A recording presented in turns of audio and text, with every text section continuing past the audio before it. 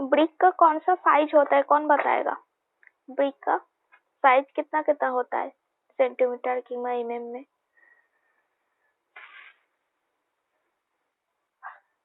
Standard size,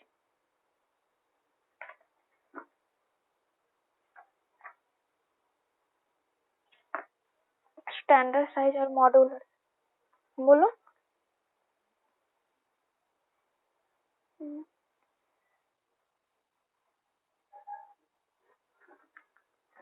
हाँ, तो वो स्टैंडर्ड साइज को ही हम लोग मॉड्यूलर ब्रिक भी बोलते हैं। जैसे स्टैंडर्ड ब्रिक जिसको बोलते हैं उसको मॉड्यूलर ब्रिक भी बोला जाता है, उसका और एक नाम है मॉड्यूलर ब्रिक। तो स्टैंडर्ड साइज पूछेगा तो 19 बाई 9 बाई 9 सेंटीमीटर क्यूब होता है। मॉड्यूलर साइज ऑफ ब्रिक कितना है, वो भी सेम है, 19 बाई 9 बाई 9 सेंटीमीटर क्यूब है। तो देखो स्टैंडर्ड साइज कितना होता है ब्रिक का, स्टैंडर्ड साइज ऑफ ब्रिक होता है 19 बाई 9 बाई 9 सेंटीमीटर, ठीक है, क्यूब पे होता है। ये मेरा स्टैंडर्ड साइज। और मॉड्यूलर साइज भी सेम होता है, इसको मॉड्यूलर साइज भी बोला जाता है, जो मॉड्यूलर साइज भी बोला जाता है। और एक होता है मेरा ट्रेडिशनल साइज। ट्रेडिशनल साइज कितना होता है, ट्रेडिशनल साइज ऑफ ब्रिक कितना होता है, ट्रेडिशनल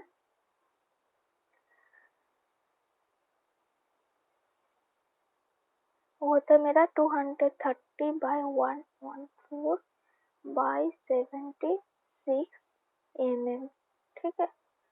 ट्रेडिशनल साइज ऑफ सारा mm में होता है, ठीक है। तो और इसमें देखो जो ब्रिक होता है, ब्रिक कैसे देखना होता है, इस शेप का होता है,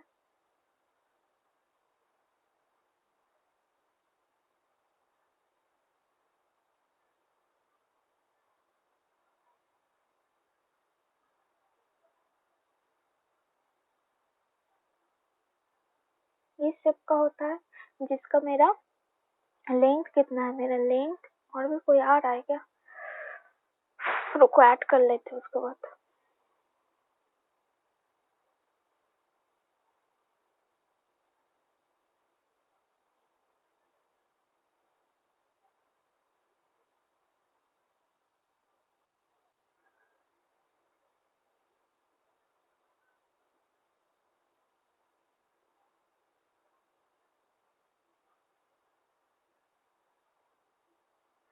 हाँ, जिसका लेंथ होता है मेरा 19 सेंटीमीटर, 19 सेंटीमीटर, इसका विड्थ भी होता है 9 सेंटीमीटर, 9 सेंटीमीटर, और इसका हाइट कितना होता है 9 सेंटीमीटर।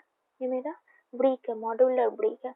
ये जो ब्रिक है, ब्रिक का बीच में कोई नेम प्लेट होता है, सब कोई देखे होंगे ना, नेम प्लेट होता है, इसको क्या बोलते हैं, फ्रॉग बोलते हैं, फ्रॉग। इसका कितना साइज का होता है, इसका जो साइज होता है 100 बाई 40 mm का आता है, ठीक है, 100 बाई 40 mm। इसका डीप मतलब इसका कितना अंदर तक किया हुआ है, इसका डीप कितना होता है, इसका जो डीप होता है फ्रॉक का, वो होता है मेरा 10 से लेके 20 mm का बीच में होता है, इसका जो डीप होता है, मतलब कितना गहराई है वो मेरा डीप। तो और फ्रॉक में क्या क्या रहता है, फ्रॉक में कोई जिस कंपनी ब्रिक बना रहा है उसका नेम प्लेट रहेगा। और फ्रॉक किस लिए दिया जाता है, ब्रिक का यहाँ पे फ्रॉक किस लिए देता है, कोई बता सकते हो, इसका क्या रीजन है, कंस्ट्रक्शनल रीजन, किस लिए यहाँ पे फ्रॉक दिया जाता है?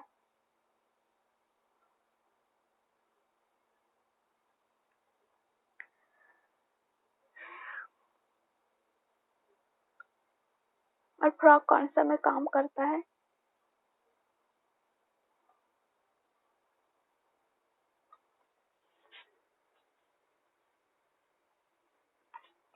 देखो फ्रॉक हम लोग इसलिए देते हैं, फ्रॉक क्या करता है ना, बाइंडिंगनेस का काम करते हैं, इसका जो मेन इम्पोर्टेंट है ये मेरा बाइंडिंगनेस का काम करता है। किसके किसके साथ बाइंडनेस बनाते हैं? सपोज ये जो ब्रिक है, ठीक है, ब्रिक के ऊपर में अरे कोई ब्रिक देके जो ब्रिक वर्क बनता है उसका बीच में क्या होता है, उसका बीच में हम लोग मोटर डालते हैं, तो मोटर के साथ ये अच्छे से बाइंड हो, मेरा जो ब्रिक है मोटर के साथ अच्छे से बाइंडिंग हो, इसी वजह से यहाँ पे फ्रॉग बाइंडिंगनेस का काम करता है।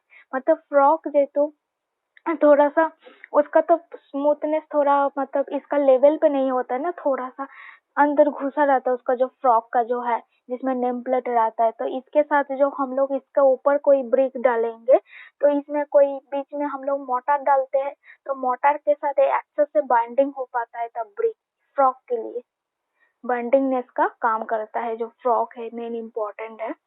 तो मेरा जो ब्रिक साइज है, ब्रिक कौन सा साइज होता है, स्टैंडर्ड साइज होता है और एक होता है ट्रेडिशनल साइज।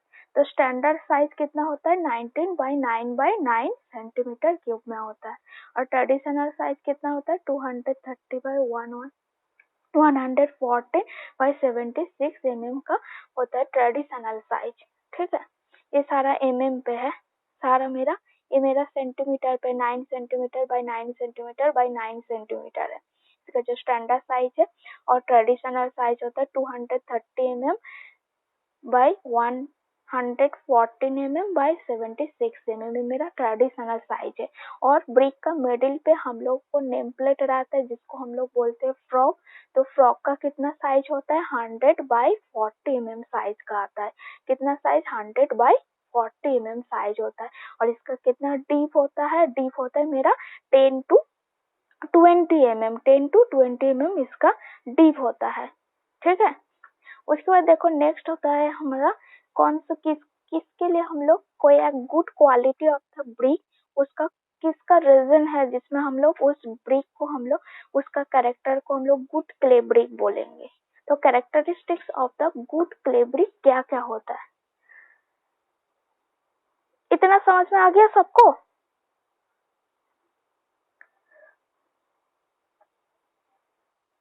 ठीक है,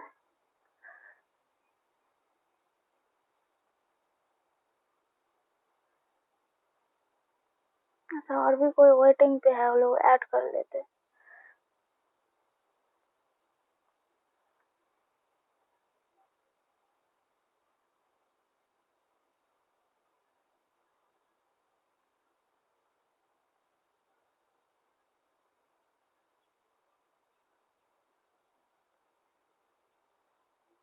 जो लोग क्लास का 18 हो अभी स्टूडेंट,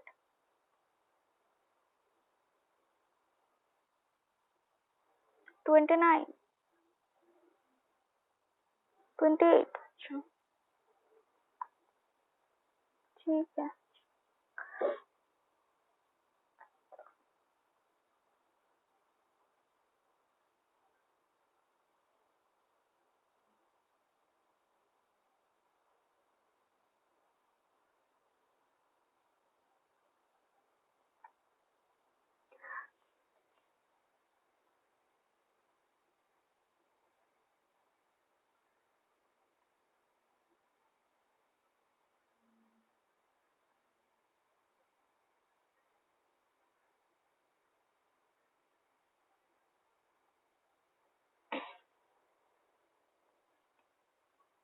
तो characteristics of the good quality of the brick किसको बोलते हैं, देखो the essential requirement the characteristics of the good brick point wise बता देते। देखो फर्स्ट आता है मेरा साइज एंड द शेप, तो ब्रिक का साइज एंड द शेप कितना होना चाहिए, the brick should have the uniform size and plain rectangular surface with parallel side and the sharp straight edges. इसका जो साइज होगा मेरा यूनिफॉर्म साइज होना चाहिए, और इसका जो एजेस है वो मेरा शार्प स्ट्रेट होना चाहिए, और rectangular surface with parallel sides होता है। इस मेरा साइज एंड द शेप कैसे होता है ब्रिक का। उसमें नेक्स्ट आता है मेरा कलर, ब्रिक का कलर क्या है, कौन सा कलर का आता है,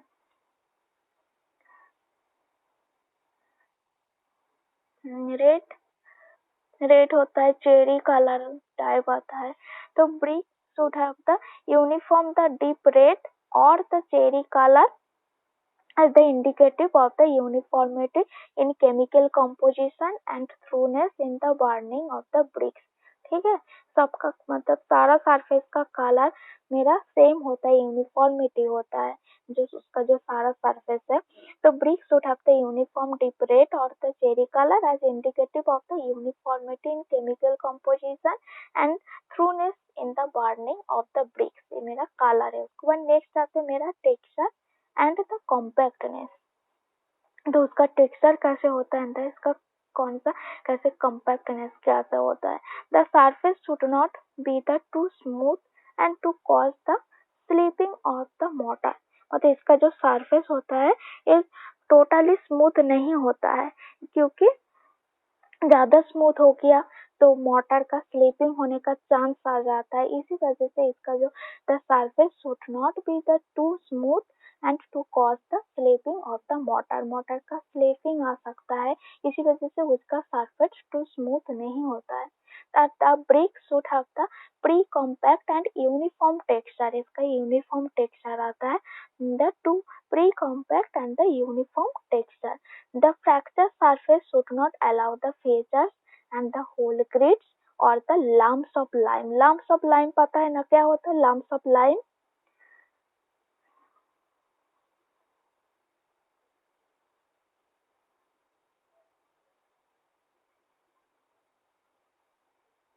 इसका जो फ्रैक्चर सरफेस देखो, a fracture surface should not show the fissures, hole grids and the lumps of lime। fissures क्या होता है? fissures ये क्या होता है?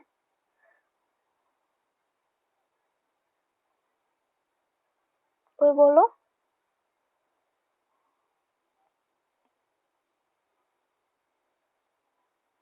इसका जो फ्रैक्चर सरफेस है इसका अंदर कोई फाटल नहीं होना चाहिए। मतलब जो फ्रैक्चर सरफेस है should not show the features, मतलब कोई फाटल वगैरह की hole grades and the lumps of lime ये सब नहीं होना चाहिए। मतलब उसका जो फ्रैक्चर सरफेस लाइम मतलब जो व्हाइट वाला चूना जैसा जो कलर होता है ब्रिक का अंदर, वो सब नहीं होना चाहिए बोल रहा है। जो और क्या बोल रहा है, इसका हार्डनेस एंड द साउंडनेस कैसा होता है।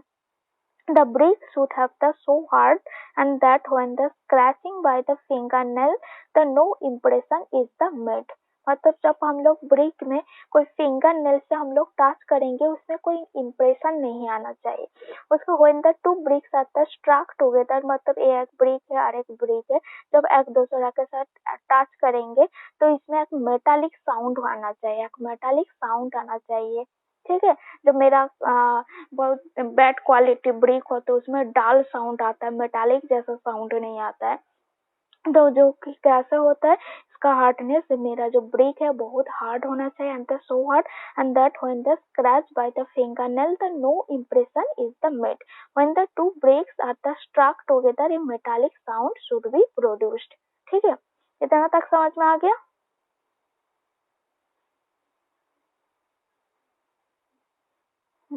उसका देखो नेक्स्ट आता है मेरा वाटर एब्जॉर्प्शन। उसका जब देखो एक ड्राई ब्रिक का वेट अलग होता है, जब हम लोग उसको 24 आवर्स के लिए पानी के अंदर रखते उसका कितना वाटर एब्जॉर्प्शन हो रहा है उसको भी हम लोगों को एक गुड क्वालिटी ब्रिक का अंदर देखा जाता है। देखो water absorption should not exceed the 20% of its dry weight when kept the immersed in water for the 24 hours. ठीक है, जो हम लोग 24 आवर्स के लिए ब्रिक को जब पानी का अंदर डाल के रखते हैं और उसका जो ओरिजिनल वेट होता है उससे मेरा 20% उसका वेट का मेरा 20% से ज्यादा नहीं होना चाहिए उसका वाटर एब्जॉर्प्शन। ठीक है, the water absorption should not exceed the 20% of its the dry weight when the immersed in water for the 24 hours।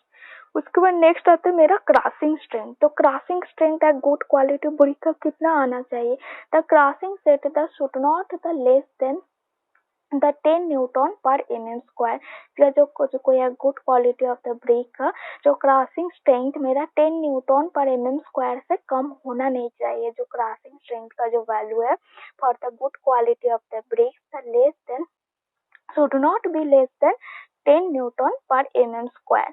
और ब्रिक का अर्थ कैसा होगा, the brick earth should be the free from the stone clunker and the organic matters। ठीक है, जहाँ पे brick का अर्थ बनता है वहाँ पे मेरे स्टोन से फ्री होना चाहिए, उसका सरफेस एंड द कंकर एंड ऑर्गेनिक मैटर से मेरा फ्री होना चाहिए।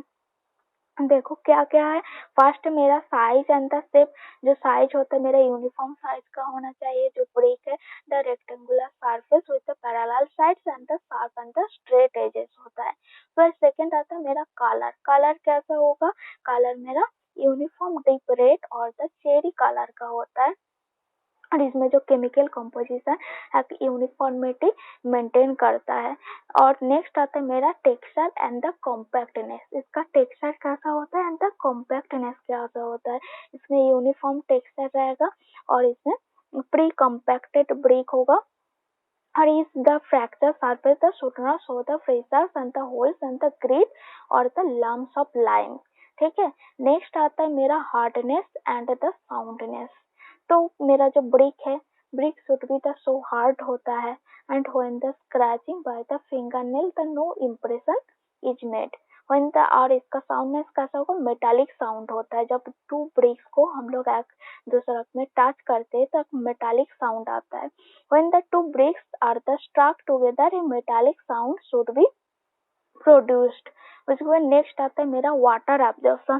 तो water absorption should not exceed 20% of its dry weight when the kept the immersed in water for the 24 hours। उसके बाद नेक्स्ट आता है मेरा क्रशिंग स्ट्रेंथ। तो crushing strength should not be less than 10 newton per mm square. इसका जो crushing strength का जो वैल्यू है गुड क्वालिटी ऑफ ब्रिक के केस में वो should not be less than 10 newton per mm square. फिर नेक्स्ट आता है मेरा ब्रिक अर्थ। तो brick earth should be the free from the stone, कंकर and the organic matters etcetera. ठीक है, ये समझ में आया।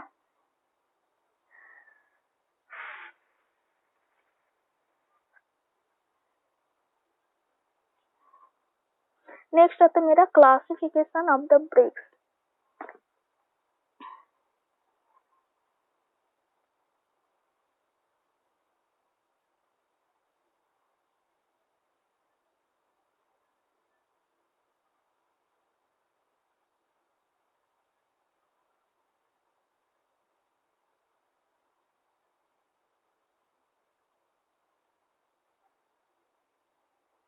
ब्रिक को हम लोग ऑन द फील्ड प्रैक्टिस का हिसाब से कितना टाइप्स में डिवाइड किया गया है, कोई बताओ कितना टाइप्स का brick on the field practice का हिसाब से।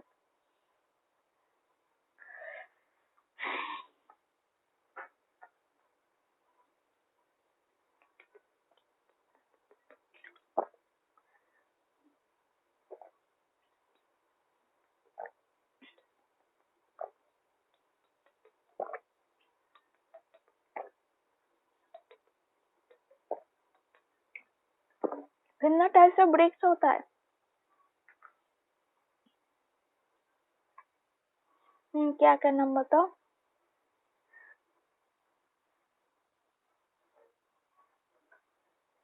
Very good.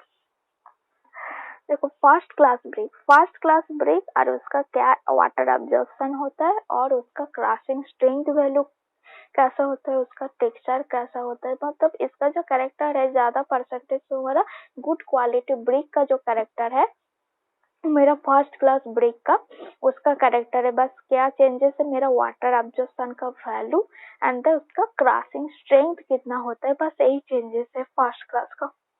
देखो first class of the brick हम लोग किसको बोलते हैं, देखो फर्स्ट क्लास जो क्ले ब्रिक्स होता है are the classified of the first class, second class and the third class and the fourth class based on their physical and the mechanical properties।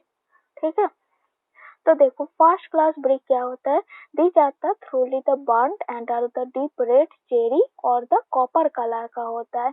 वह सेकंड क्या पॉइंट है, the surface should be the smooth and rectangular, जो good quality brick का था with parallel sharp and the straight edges and the square corners होता है। Third number क्या है, they should be the free from the flaws, cracks and the stones. This should have the, इसका texture भी uniform texture है जो मेरा good quality of the brick का था। This should have the uniform texture and no impression should be the left on the brick when the scratch is made by the fingernail, ठीक है। The scratching by the fingernail, इसमें कोई impression होना नहीं चाहिए क्योंकि बहुत हार्ड क्वालिटी का मेरा ब्रूक होता है। The no impression should be left on the brick when the scratch is made by the fingernail. जो 6 नंबर क्या होता है, the fracture surface of the brick should not show the lumps of lime, जो हमने बताया उसमें कोई जो लाइम क्या होता है, कैल्शियम ऑक्साइड होता है, जो चूना का कोई लम्प्स होना नहीं चाहिए उसका जो फ्रैक्चर सरफेस का ऊपर। The fracture surface of the brick that should not show the lumps of lime। उसको 7 नंबर क्या है, the metallic or the ringing sound should come when the two bricks are the struck against each other। जब दोनों BRICS को हम लोग touch करते हैं तो उसमें metallic and the ringing sound आना चाहिए, जो metallic and the ringing sound आना चाहिए। उसके बाद देखो नेक्स्ट जो इम्पोर्टेंट है 9 number, the water absorption should be 12 to 15% of is the dry wet when immersed in cold water for 24 hours, ठीक है। इसका जो वाटर एब्जॉर्प्शन है should be the 12 to 15% of is the dry wet when immersed in the cold water for the 24 hours। उसके बाद हर एक क्या है इसका, तो क्रशिंग स्ट्रेंथ कितना होता है, the crushing strength of the bricks the should not be the less than 10 newton per mm square. ये मेरा फर्स्ट क्लास ब्रिक है, ठीक है। तो यही है। तो देखो फर्स्ट क्लास ब्रिक का क्या है, जनरली मेरा जो good quality of the brick है उसके साथ रिलेटेड, और इसका कहाँ पे यूज होता है। The first class bricks are the recommended for the pointing expose the face works of the masonry structure, flooring and the reinforced brick work. ये सब में मेरा फर्स्ट क्लास ब्रिक का यूजिंग होता है। तो फर्स्ट क्लास ब्रिक जनरली मेरा good quality of the brick का जो कैरेक्टर है वही कैरेक्टर है सेम टू सेम, बस इसमें वाटर एब्जॉर्प्शन का वैल्यू जो है मेरा 12 to 15% होता है ऑफ द ड्राई वेट, और क्रशिंग स्ट्रेंथ भी सेम है जो मेरा गुड क्वालिटी ऑफ ब्रिक का होना चाहिए। उसका जब हम लोग स्ट्रेंथ चेकिंग करते हैं ना ब्रिक का, जैसे कंप्रेसिव स्ट्रेंथ जो चेकिंग होता है हम लोग का जो टेस्टिंग मशीन है उसका हिसाब से वहाँ पे कितना स्ट्रेंथ होता है वही दिया हुआ है। तो क्रशिंग, हाँ बस इसमें ब्रिक के किसने क्रशिंग स्ट्रेंथ बोल के उसका नाम दे रहा है, ठीक है। मतलब उसका क्रैश करने के बाद जो स्ट्रेंथ आ रहा है मेरा ब्रिक का, मतलब क्रशिंग किस में होता है, जब हमने उसमें कंप्रेसिव प्रेशर लगाते हैं तब ना क्रशिंग होता है। तो उसका कितना स्ट्रेंथ है वही बता रहा है। तो should not be the less then the 10 newton per mm square. तो फर्स्ट क्लास ब्रिक का जो कैरेक्टर था, ब्रिक का कितना साइज है मेरा, जो ब्रिक का जो साइज होता है कैसा, इसका कलर होता है मेरा कलर टिप रेड चेरी और कॉपर कलर का होता है फर्स्ट क्लास ब्रिक, और इसमें जो सरफेस होता है स्मूथ होता है एंड रेक्टेंगुलर शेप का होता है and the sharp straight edges and the square corner होता है, and this should have the free from the flaws crack and the stones, and इसमें टेक्सचर मेरा यूनिफॉर्म होता है and no impression should be left on the brick when the scratch is made by the fingernail. और 6 number क्या है, the fracture surface of the brick that should not show the lumps of lime or a metallic, or the ringing sound should be come when the two bricks are the struck against the other। 9 number क्या है, the water absorption should be the 12 to 15% of its the dry wet when the immersed in cold water for the 24 hours।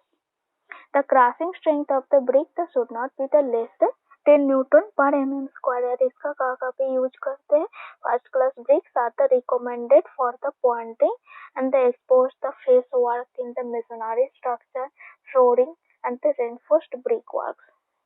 मेरा first class brick हो गया। उसे next आते मेरा second class brick. तो second class brick इसका quality first class से थोड़ा तो कम ही होता है, इसीलिए सेकेंड क्लास ब्रिक होता है। इसका जो वाटर एब्जॉर्प्शन वैल्यू भी हाई होगा जितना मेरा फर्स्ट क्लास ब्रिक से भी हाई होगा, और इसका crushing strength value first class से लो होगा। तो देखो सेकेंड क्लास ब्रेक का क्या है, are the suppose to have the same requirement as the first class the one except, मतलब बाकी सब सारा सेम है, बस ये तीनों मेरा अलग होता है। क्या क्या अलग होता है, the small cracks and the distortion are the permitted, a little higher water absorption of about कितना है 16 to 20% of its dry weight is allowed, and the crushing strength should not be the less than the 7.0 newton per mm square. और बाकी सारा characters मेरा first class का break का जो characters था सेम टू सेम होता है, बस यहाँ पे चेंजिंग क्या है, चेंज है मेरा small crack and the distortion of the permitted, और सेकंड मेरा little higher water absorption of about the 16 to 20% of which the dry weight is allowed, or the crushing strength should not be the less than 7.0 newton per mm square. इसका जो crushing strength था मेरा first class break के case में होता should not be less than 10 newton per mm square, और second class break के case में जो crushing strength should not be less than 7.0 newton per mm square. और इसका वाटर एब्जॉर्प्शन का जो वैल्यू था 12 to 15% ऑफ इसका ड्राई वेट था, और सेकेंड क्लास ब्रेक के केस में जो वाटर एब्जॉर्प्शन का जो वैल्यू है अबाउट 16 to 20%। ठीक है, इसका कहाँ पे हम लोग यूज करते हैं, देखो सेकेंड क्लास ब्रेक को हम लोग कहाँ यूज करते हैं। The second class breaks are recommended for all the important or the unimportant hidden masonry work and the centering of reinforced brick and reinforced cement concrete RCC structure में भी हम लोग second class brick को use करते हैं। कहाँ पे use करते हैं, masonry work के लिए, और the centering of the reinforced brick के लिए, और RCC structure के लिए भी हम लोग second class brick का यूज करते हैं। ये मेरा फर्स्ट क्लास और सेकंड क्लास का के ये सब डिफरेंस है। ठीक है, उसके बाद देखो सेकंड क्लास समझ में आ गया सबको।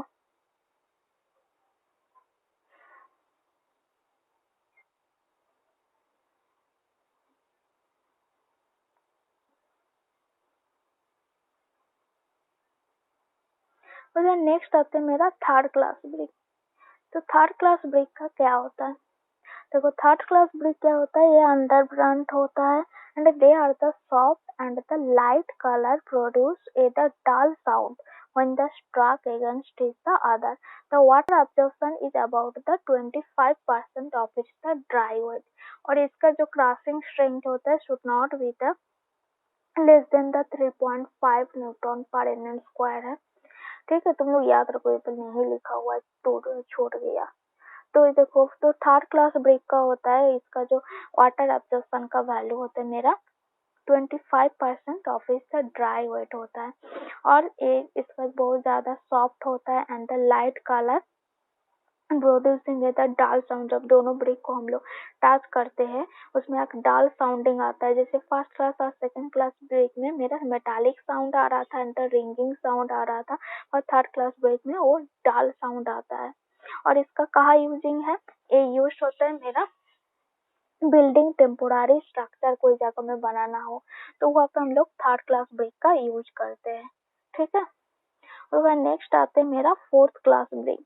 तो फोर्थ क्लास ब्रेक कहाँ पे क्या होता है, ये भी ओवरबर्न होता है, are the badly the distorted in the shape and size and the brittle in nature होता है। इसका कहाँ पे यूज करते हैं, इसका यूज होता है the ballast of such bricks is the used for the foundation and floors in the lime concrete and the road metal।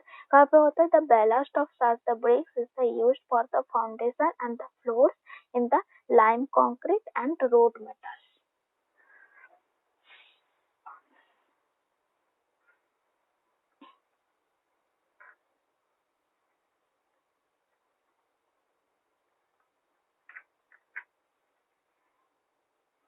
तो मेरा जो ब्रिक का कौन कौन सा साइज होता है बताओ, खुशबू बताई है और कोई बताओ कितना साइज होता है ब्रिक का।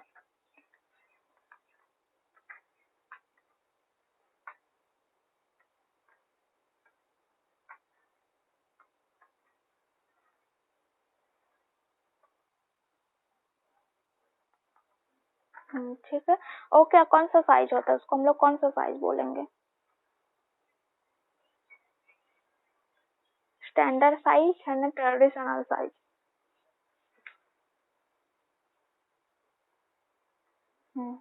और ट्रेडिशनल साइज कौन सा होता है?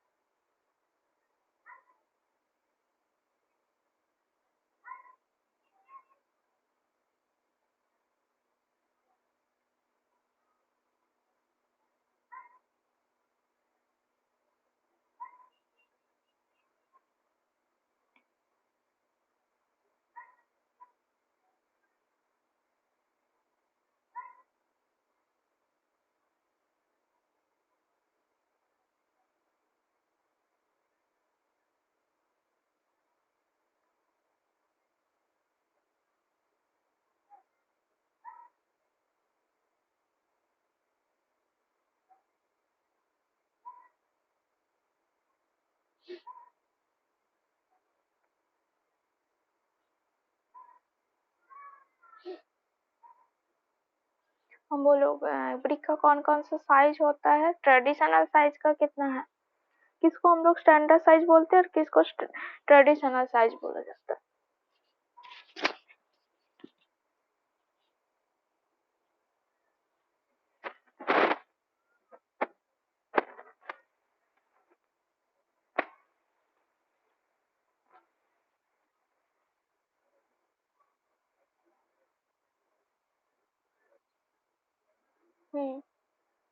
और तुम्हारा स्टैंडर्ड वाला मॉड्यूलर जिसको बोलते हैं?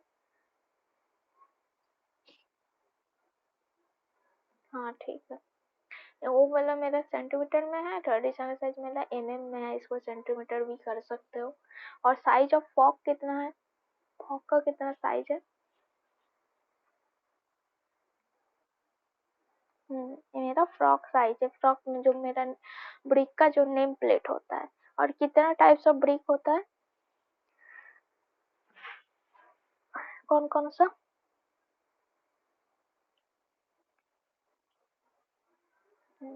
और एक good quality of the brick का कितना कंप्रेसिव स्ट्रेंथ होता है और उसको वाटर एब्जॉर्प्शन का वैल्यू कितना होता है?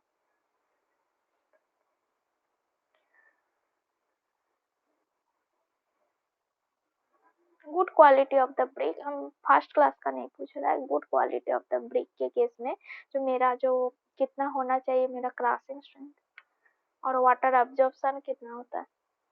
क्या होता है 20%?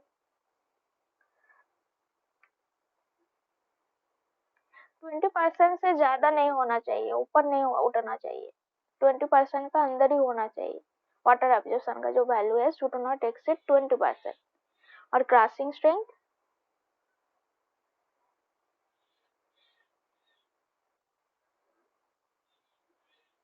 Should not less than 10 newton per M square, 10 newton per M square से कम नहीं होना है।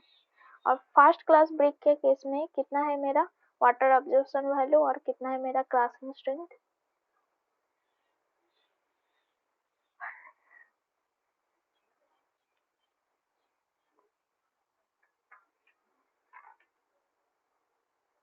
नॉट मोर देन नहीं है, शुड बी 12 to 15%, 12 to 15% से ज्यादा भी हो सकता है।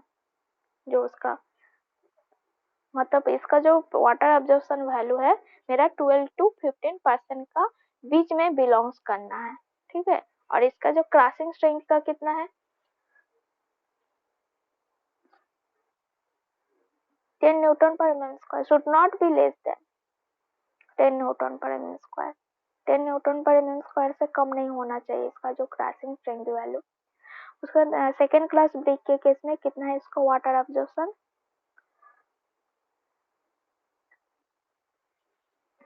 और इसका क्रशिंग स्ट्रेंथ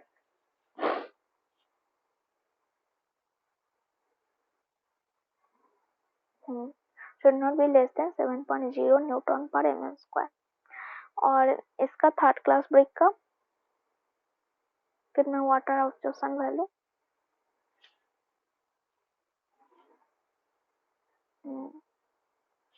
और फोर्थ क्लास ब्रिक का तो छोड़ो, उसका तो कोई। और फोर्थ क्लास ब्रिक कहाँ कहाँ पे हम लोग यूज करते हैं ना, तो उसका जो छोटा छोटा टुकड़ा बनाता है उसके बाद उसको जो फाउंडेशन का नीचे में फ्लोर में और लाइम कंक्रीट में रोड मेटल में इसको यूज किया जाता है। The ballast of such bricks is the used for the foundation and floors in lime concrete and the road metals में काम करता है जो फोर्थ क्लास ब्रिक होता है। बस यही इम्पोर्टेंस है तुम्हारा। थर्ड क्लास ब्रिक हम लोग यूज करते हैं, कहाँ यूज करते हैं? टेम्पोरारी स्ट्रक्चर, जहाँ पे बिल्डिंग का टेम्पोरारी स्ट्रक्चर बनाना हो वहाँ पे हम लोग थर्ड क्लास ब्रिक का यूज करते हैं। और सेकंड क्लास ब्रिक हम लोग कहाँ करते हैं? सेकंड क्लास ब्रिक जनरली हम लोग जहाँ पे मेसोनरी वर्क हो रहा है वहाँ पे यूज करते हैं। हिडन मेसोनरी वर्क में centering of the reinforced brick के केस में आरसीसी में, आरसीसी का फुल फॉर्म है रेनफोर्स्ड सीमेंट कंक्रीट, वहाँ पे यूज करता है। और फर्स्ट क्लास ब्रिक हम लोग कहाँ यूज करते हैं? फर्स्ट क्लास ब्रिक हम लोग पॉइंटिंग में and face work masonry structure का कहाँ पे फेस वर्क हो रहा है तो वहाँ पे हम लोग यूज करते हैं। फ्लोरिंग में यूज करते हैं, फ्लोरिंग और रेनफोर्स्ड ब्रिक वर्क में हम लोग यूज करते हैं। ठीक है, समझ में आ गया सबको? हाँ, first class brick, first class brick जो बड़े बड़े स्ट्रक्चर है वहाँ पे हम लोग यूज करते हैं जहाँ पे रेनफोर्स वाला बन रहा है, रेनफोर्स कंक्रीट का वर्क चल रहा है तो हम लोगों का जैसे जहाँ पे ज्यादा सेफ्टी वाला काम नहीं है तो वहाँ पे सेकंड क्लास का ब्रिक का यूज कर देते हैं।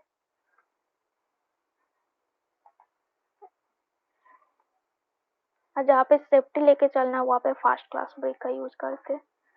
फर्स्ट क्लास ब्रिक ज्यादा कॉस्टली होता है सेकंड क्लास ब्रिक में, तो बिल्डिंग वगैरह में सेकंड क्लास ब्रिक का यूज कर देता है।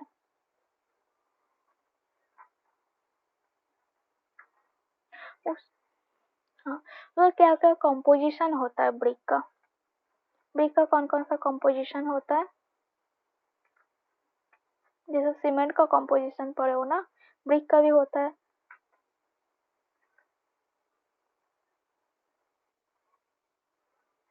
क्या क्या होते हैं नाम बताओ? सिलिका होता है, एल्यूमिना होता है, लाइम होता है, मैग्नीशिया होता है और होता है फेरिक ऑक्साइड, एल्कालीज होता है, कुछ बहुत small percentage carbon dioxide, sulphur trioxide and water रहता है। क्या क्या इंग्रेडिएंट्स होता है नेक्स्ट क्लास में उसका डिटेल्स बताएंगे, हम बस नाम बता देते। जो इंग्रेडिएंट होता है, ingredients ingredients of good break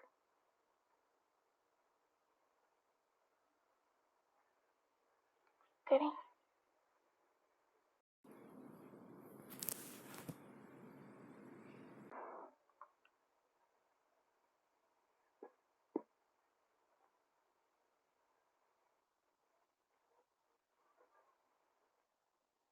हम हैं, क्या हुआ? हो, जो जो नेट का कोई दिक्कत हो रहा है, इसी वजह से वापस से इधर उधर कर रहे हैं net he.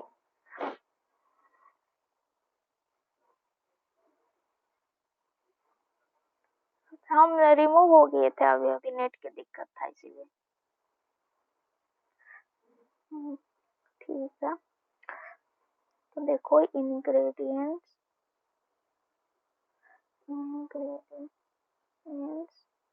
Of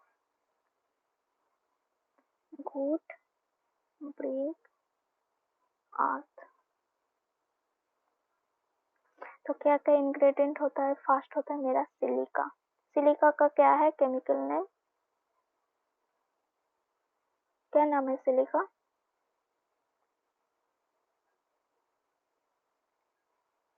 silica SiO2, याद है ना? इसका रहता है ना 50 to 60% सिलिका, सिलिका SiO2। उसके बाद होता है सेकंड होता है एल्यूमिना। एल्यूमिना इसका कितना परसेंटेज होता है? 20 से लेके 30%। इसका डिटेल्स क्या काम है नेक्स्ट क्लास में बताएंगे, हम बस नाम लिख दे रहा है। उसके बाद नेक्स्ट आता है मेरा लाइम। लाइम कोई कोई बुक में लिखा है लेस देन 5% होता है, कोई लिखा है 10% होता है, वो अपना अपना टेस्टिंग का हिसाब से लिखा है अपना अपना बुक में। उसके बाद 4 नंबर होता है मेरा मैग्नीशिया। मैग्नीशिया ये होता है मेरा लेस देन 1%। ये सारा बुक में सेम ही तुम लोगों को मिल जाएगा। मैग्नीशिया लेस देन 1% होता है। 5 होता है मेरा फेरिक ऑक्साइड।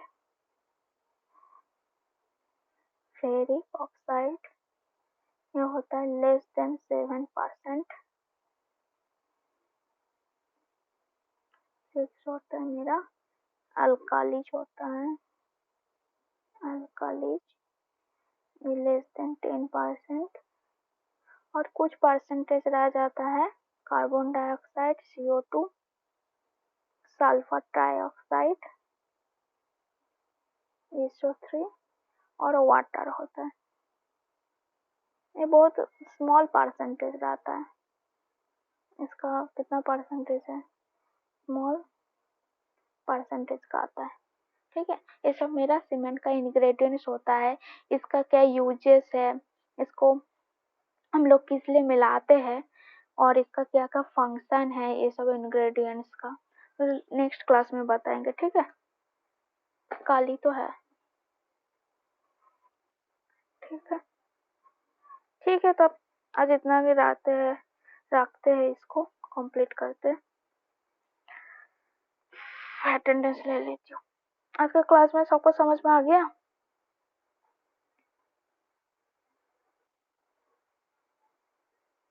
ठीक है,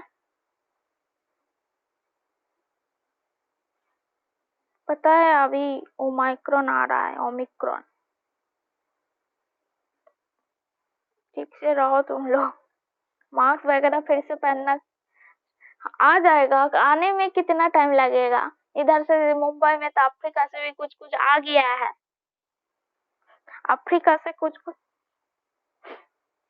आ जाएगा ना, जब स्टार्टिंग में हो गया ना। अभी भी फ्लाइट, इंटरनेशनल फ्लाइट कहाँ बंद हुआ है? फैलने में कितना टाइम लगता है? कहाँ से आ रहा है?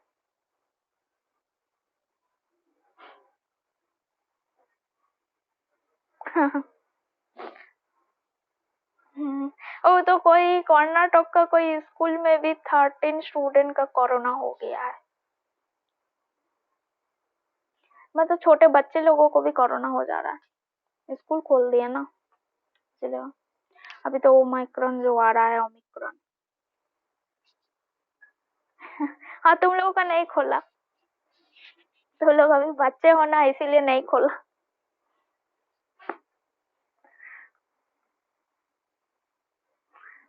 हाँ।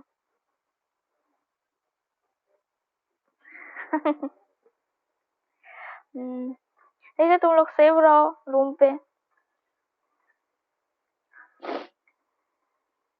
सब कोई वैक्सीन ले लिए हो ना? वैक्सीन का सारा डोज कंप्लीट कर लेना, जो जो नहीं किए हो अभी भी।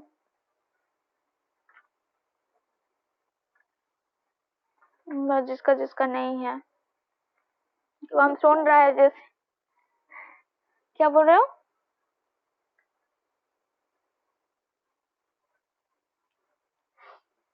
हाँ, अभी लग रहा है अभी। जितना ओमिक्रॉन तो बाकी दो कोरोना से भी एक्टिव होगा, और उससे दोनों से भी ज्यादा एक्टिव है। ओमिक्रॉन बोला जा रहा है, डेल्टा से भी ज्यादा एक्टिव है। डेल्टा में ही कितना लोगों का डेथ हो गया, और ओमिक्रॉन में देखो क्या होता है।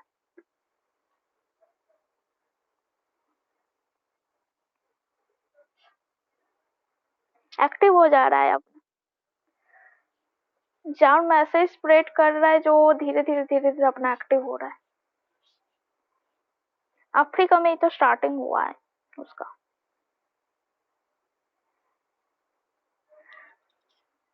ठीक है, चलो तब क्लोज करती हूँ।